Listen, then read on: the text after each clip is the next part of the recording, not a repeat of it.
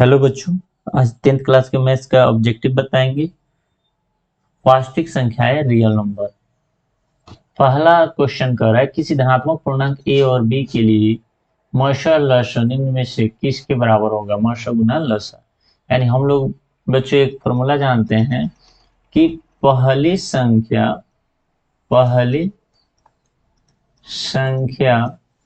गुना दूसरी संख्या बराबर एलसीएम गुना एचसीएफ। अब यहां पर देखें, पहली संख्या कह रहा है ए है, दूसरी संख्या बी है, एलसीएम पूछा है, एलसीएम है ना, यानी मश लश और मश का गुणनफल। तो यहां पर क्या हो गया, मश, इसको यही लिख सकते हैं एलसीएम गुना एचसीएफ।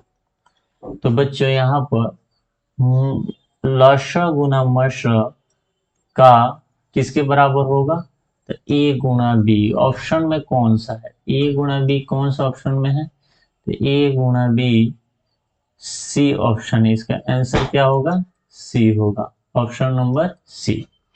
दूसरा नंबर क्वेश्चन देखेंगे बच्चों।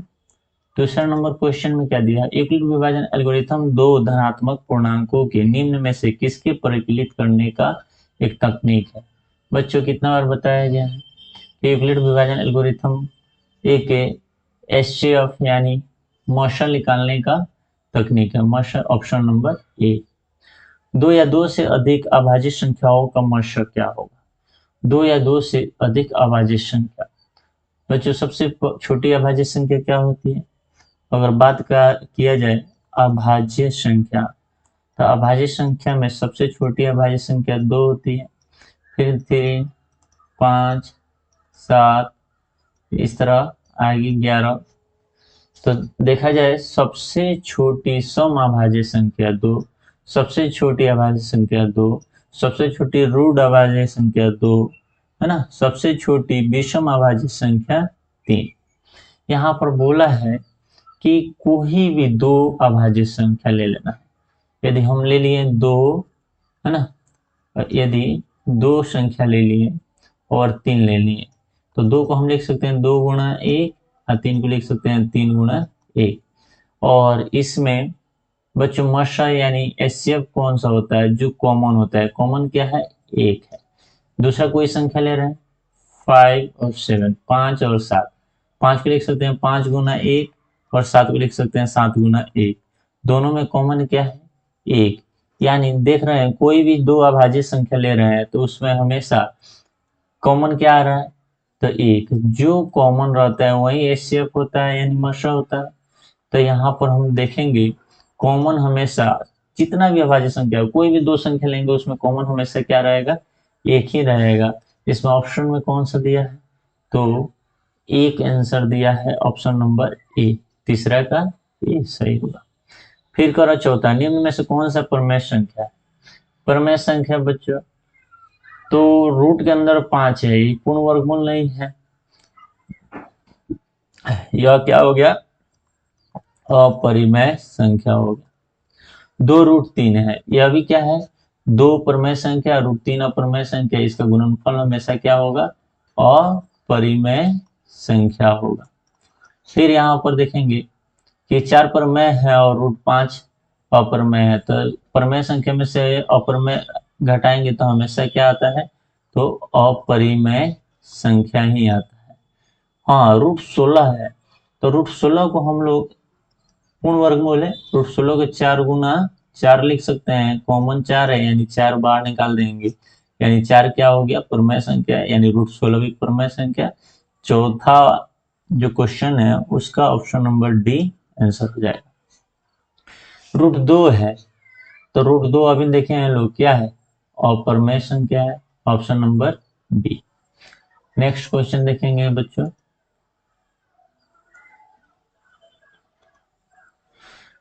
क्वेश्चन नंबर 10, यदि ए और बी अभाज्य संख्या है तो ए और बी का लसागु होगा। बच्चों वही चीज है, लसागु पूछ दिया है, पहले मशा बताए थे, फिर हम बताएंगे यही चीज।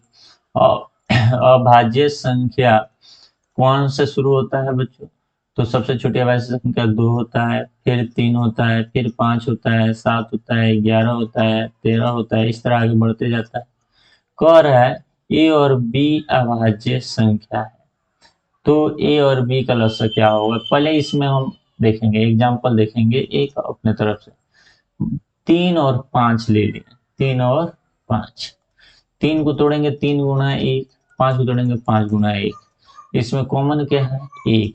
यानी बच्चों हम देख लिए हैं कि अभाज्य संख्या का एचसीएफ यानी मशा हमेशा क्या होता है? तो हमेशा एक ही होता है। तो एलसीएम, एलसीएम यानी लसागु, लसागु क्या होगा बच्चों? तो यहाँ पर देखेंगे कॉमन जो संख्या होता है वह और फिर जो शेष संख्या होता है 3 गुना 5 यानी कितना हो गया? 15। अच्छा 15 कौन सा हुआ बच्चों? तो वही संख्या का गुणनफल हुआ। यानी जो कह रहा है ए और बी का अभाज्य संख्या, यानी पूछ रहा है ए और बी का अभाज्य संख्या क्या होगा? ए और बी अभाज्य संख्या है तो इसका लसागु क्या होगा? तो ए गुणा बी ही इसका क्या हो जाएगा? लसागु। लसागु क्या हो जाएगा? ए गुणा बी ही, क्योंकि यहाँ पर देखें 3 और 5 का लसागु क्या निकला है? तो यहाँ पर 3 और 5 का लसागु निकला है 15, 5 तिहाई 15 एकम 15। जब 15 आया है तो यह भी तो कह सकते हैं कौन कौन संख्या लिए थे? तो 3 और 5, तो 3 गुणा 5, तो 3 गुणा 5 भी 15 होता है और इसका लसागु भी 15। यानी जो संख्या अभाज्य संख्या जो होता है उसका गुणनफल ही उसका लसागु होता है। यानी अभाज्य संख्या कौन है? ए और बी है, तो इसका लसागु क्या होगा? तो इसका गुणनफल ही, इसका गुणनफल क्या होता है? ए बी, यानी ऑप्शन नंबर डी इसका आंसर होगा। दो लगातार संख्याओं का, दो लगातार संख्याओं का मशा, दो लगातार संख्याओं का मशा। बच्चों दो लगातार संख्या कौन सा हो सकता है? अगर प्राकृत संख्या की बात किया जाए, प्राकृत संख्या की बात किया जाए तो लगातार संख्या हो जाएगा। प्राकृत संख्या किसे कहते हैं बच्चों? जो एक से अनंत तक जाता है, एक से शुरू होकर अनंत तक जाता है। जैसे यहाँ पर एक एग्जांपल देखेंगे बच्चों, यहाँ पर प्राकृत संख्या 1 2 3 4 5 कहाँ तक? अनंत तक। बच्चों यहाँ पर देखेंगे सबसे पहले कि बोला है दो कोई सा लगातार संख्या ले लेना है, उसका लसागु बताना है। तो 1 है और 2 है, 1 और 2 है, 1 गुणा 1, 2 गुणा 1, तो यहाँ पर कॉमन क्या हो गया? 1 हो गया। निकाल रहे हैं कथी? लसागु निकाल रहे हैं। तो 1 गुणा 2 गुणा 1, 1 ले लेंगे, 2 ले लेंगे, या कॉमन जो है उसको ले लेंगे। कितना आ गया? 2 ही आया। ठीक है, कोई दूसरा संख्या ले रहा है 3 और 4, 3 का क्या होगा बच्चों? क्या बोला है? सॉरी मशा बोला है, यहाँ पर क्या बोला है? मशा। दो लगातार संख्याओं, दो लगातार संख्याओं का मशा। तो मशा क्या होगा बच्चों? 1 2 लिए तो यहाँ पर मशा आया, मशा आया है 1। अगर यहाँ पर 3 और 4 ले ले, 3 गुना 1, 4 गुना 1 कर सकते हैं, या 4 को ऐसे भी तोड़ सकते हैं, 3 गुना 1, 3 को तोड़ दिए, 4 को 2 गुना 4 एकम 4। एक कॉमन है, इसका मतलब जो कॉमन होता है वो क्या होता है? एचसीएफ होता है, यानी इसको कह सकते हैं मशा होता है। तो बच्चों यहाँ पर याद रखना, दो लगातार संख्याओं का अगर पूछ दे कि दो लगातार संख्याओं का मशा क्या होगा, तो मशा हमेशा क्या होता है बच्चों? 1 होता है। दो लगातार है ना संख्याओं का मशा क्या होगा? 1 होगा। फिर अगला क्वेश्चन देखेंगे, क्वेश्चन नंबर 12। क्वेश्चन नंबर 12 देखेंगे।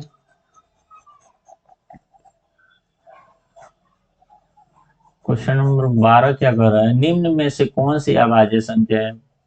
4 ऑप्शन दिया हुआ है, चारों ऑप्शन में से बताना है कौन सा अभाज्य संख्या है।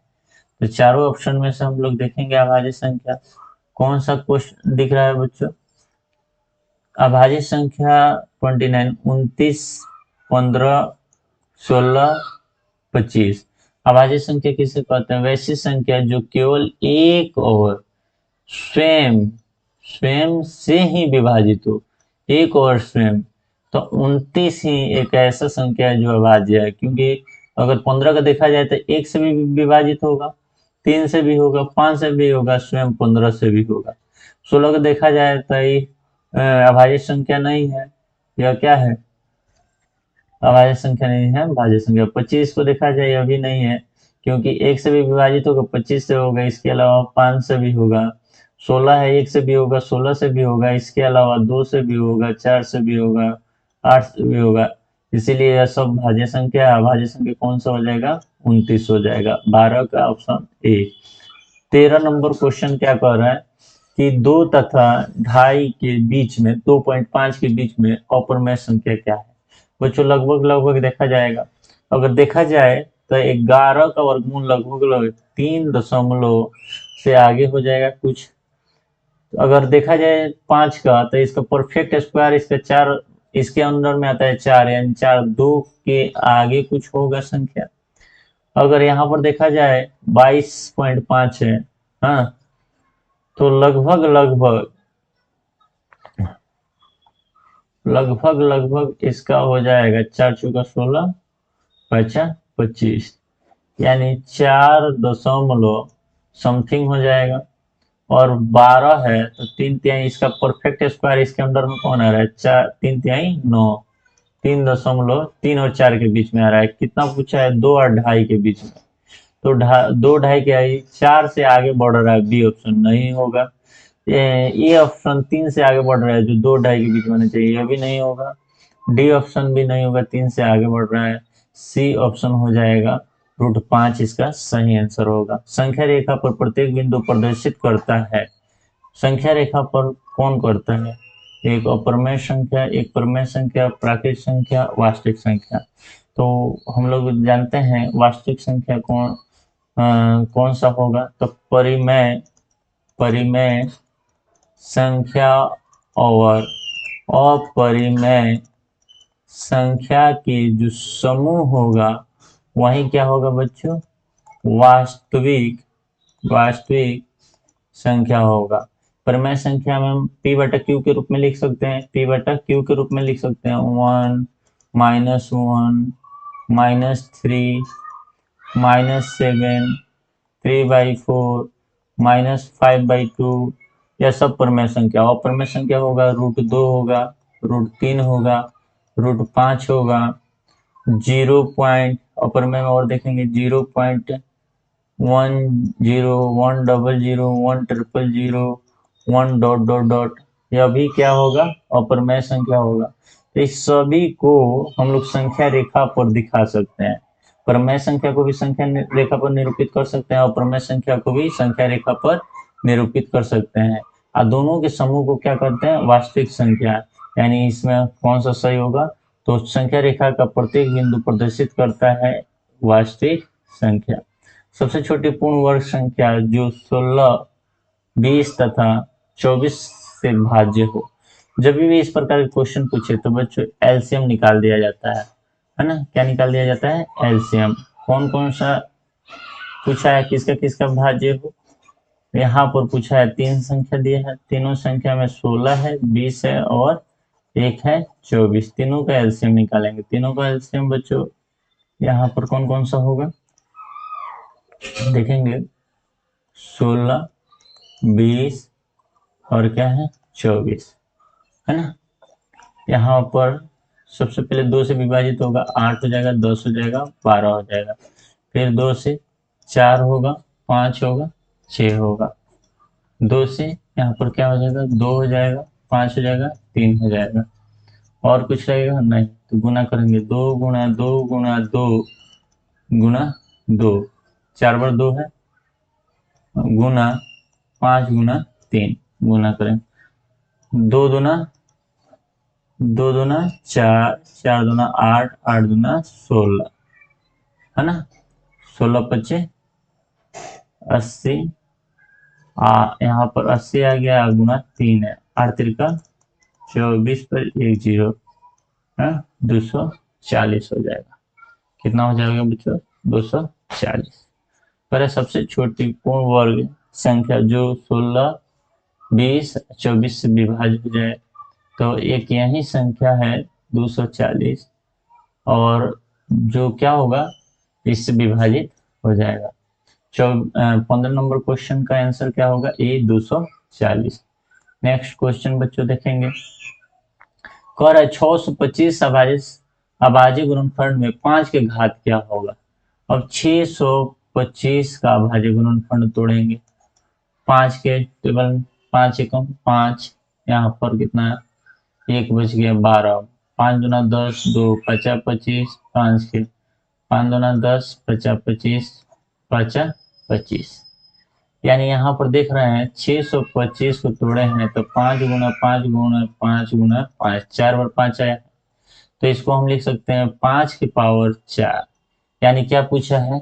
तो इसका घात पूछा है। तो घात कितना हो जाएगा बच्चों? 4 हो जाएगा। कौन सा ऑप्शन है? तो बी ऑप्शन, 16 का बी ऑप्शन सही होगा, जिसका आंसर 4 है। इनमें से कौन सा युग्म सअभाज्य संख्या है? सअभाज्य संख्या किसे कहते हैं? तो दो संख्या का जब एचसीएफ एक आ जाता है तो उसे सअभाज्य संख्या कहते हैं। ध्यान देंगे बच्चों इस पर। दो संख्या कोई सा लेंगे और उसका एचसीएफ कितना आ जाए? एक। जैसे एग्जांपल में देख रहे हैं 5 हो गया और यहाँ पर 6 हो गया। 5 को तोड़ेंगे तो 5 गुणा 1, 6 को तोड़ेंगे 2 3 6 गुणा 1। इसका एचसीएफ कितना आया? 1 आया। तो यह दो कौन सा 5 और 6 क्या है? स्व अभाज्य संख्या है। स्व अभाज्य संख्या है। अच्छा दूसरा कोई एग्जांपल लेते हैं। यदि हम ले लें 9 ले लें और 7 ले लें। 3 गुना 3 गुणा 1, 7 गुणा 1। फिर इन दोनों का एचसीएफ कितना आया? एचसीएफ कितना आया? 1 आया। एचसीएफ कितना आया बच्चों? 1 आया। तो जब दो संख्या का एचसीएफ 1 होता है, चाहे वो विनिष्ट 1 होता है, तो वे दोनों संख्या क्या कहलाता है? तो अभाज्य संख्या। किसी भी दो संख्या का एचसीएफ या विनिष्ट कॉमन 1 दिखे तो वह दोनों संख्या सअभाज्य संख्या होगा। तो यहाँ पर देखेंगे एचसीएफ या यहाँ पर कितना है जी? सअभाज्य संख्या कौन सा है? तो 15 20 चेक करेंगे कौन कौन सा ऑप्शन है। या तो हम आप लोगों को बताने के लिए, समझाने के लिए लिखे थे। जो दो संख्या का एचसीएफ अगर 1 आ जाएगा तो वह दोनों संख्या क्या होगा? सअभाज्य संख्या। इसी प्रकार से हम लोग देखेंगे ऑप्शन में कौन कौन सा दिया है। तो ऑप्शन में दिया है 15 और 20। 15 और 20, 15 को तोड़ सकते हैं 5 3 15 गुणा 1। 20 को तोड़ सकते हैं 5 दूना 10 दूना 20 गुणा। इस पर कॉमन 5 भी आ गया और 1 भी आ गया। यानी इसका एचसीएफ क्या बनेगा बच्चों? तो 5 गुणा 1 यानी 5। यह सअभाज्य संख्या नहीं होगा। दूसरा देखेंगे 13 और 52। 13 गुणा 1, 13 गुणा 1 13 चौका 52 गुणा 1। इसमें 13 भी कॉमन है, 1 भी कॉमन है। यानी एचसीएफ कितना बना बच्चों? एचसीएफ बना 13 गुणा 1। यानी यहाँ पर एचसीएफ 13 हो गया, यह भी नहीं होगा।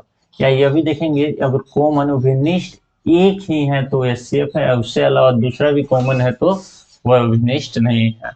फिर देखेंगे बच्चों 9 16। 3 3 9 एकम 9, 16 का 2 दूना 4 दूना 8 दूना 16 एकम 16। देखेंगे बच्चों इसमें केवल एक ही ऐसा संख्या है जो कॉमन है। इसका मतलब यह दोनों संख्या क्या होंगे? एचसीएफ। तो 9 16 एचसीएफ होगा। कौन सा ऑप्शन में है? तो ऑप्शन नंबर सी है। इसका 17 का सी सही होगा। कह रहा है 455 और 42 का एचसीएफ होगा। एचसीएफ निकालना है बच्चों, है ना।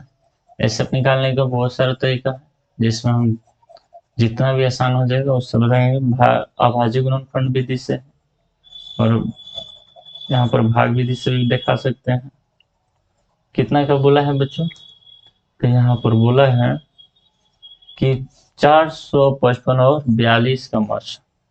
तो यहाँ पर तोड़ देते हैं। 455 बराबर कितना होगा? तो इसका अभाज्य गुणनफल करेंगे 455 का। तो यहाँ पर कितना हो जाएगा? 5 9 45, 5 एकम 5।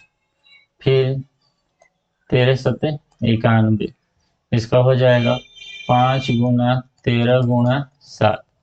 फिर इसी तरफ 42 है, 42 का कितना होगा, 42 को तोड़ेंगे तो 2 से 21 में, 7×1 = 21, यानी यहाँ पर 2 × 3 × 7। कॉमन क्या आ रहा है बच्चों, 7 आ रहा है। यानी इसमें क्या पूछा है, मशा पूछा है एचसीएफ, तो एचसीएफ क्या होता है, जो कॉमन होता है, तो 7 कॉमन है, इसका मतलब इसका आंसर क्या हुआ 455, और 42 का मशा यानी एचसीएफ होगा 7, 18 के डी। पर प्रत्येक धनात्मक विषम पूर्णांक निम्न में से किस रूप में होता है। तो याद रखना है बच्चों कि प्रत्येक धनात्मक विषम पूर्णांक में लास्ट में क्या जोड़ा होता है, 2q+1, 2q+q के बाद यहाँ पर कोई भी संख्या हो सकता है, लेकिन लास्ट में 3 हो सकता है। फिर यहाँ पर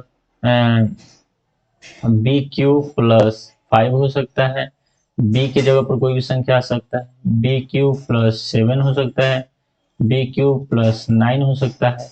यानी जब भी इस रूप में रहेगा वो सब क्या होगा, विषम। तो 2q दिख रहा है तो ये सम है, यहाँ 2q+1 दिख रहा है यही विषम है, ये q क्या है, सम है, यह भी सम है, यानी 19 का बी नंबर ऑप्शन सही होगा। निम्नलिखित में से कौन सा अशांत दशमलव विस्तार है।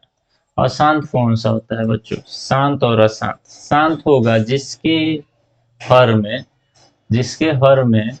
2 के पावर m के रूप में और 5 के पावर n के रूप में होगा, तब भी वह शांत होगा। उसके अलावा कोई भी संख्या उसके हर में आ जाए तो वह क्या होगा, अशांत होगा। जैसे देखेंगे यहाँ पर ऑप्शन से चेक करेंगे, दिया है 17/18। 18 को हम कैसे, 17/18 को कैसे लिख सकते हैं, 2 दूना 4 है ना, 2 से नहीं होगा, 2 तिहाई 6। यहाँ पर एक बार देखेंगे बच्चों, नीचे हम लिख सकते हैं 2 तिहाई 6 तिरका 18, यानी 2 के अलावा 3 भी आ गया और ये कटने वाला नहीं है, तो इसका मतलब है क्या होगा, अशांत होगा, अशांत होगा। अगला भी चेक कर लेते हैं, यहाँ पर 3/8 दिया है, तो 3, 8 को लिख सकते हैं 2 × 2 × 2, केवल 2 आया है इसीलिए ये क्या होगा, शांत होगा। फिर यहाँ पर देखेंगे बच्चों 169/2000, तो यहाँ पर 169/2 × 1000 है, यह भी क्या होगा, शांत होगा। तो इसमें ऑप्शन नंबर 20 का कौन सा सही होगा, तो 20 का अशांत यानी ए नंबर सही होगा। इस प्रकार बच्चों सभी क्वेश्चन को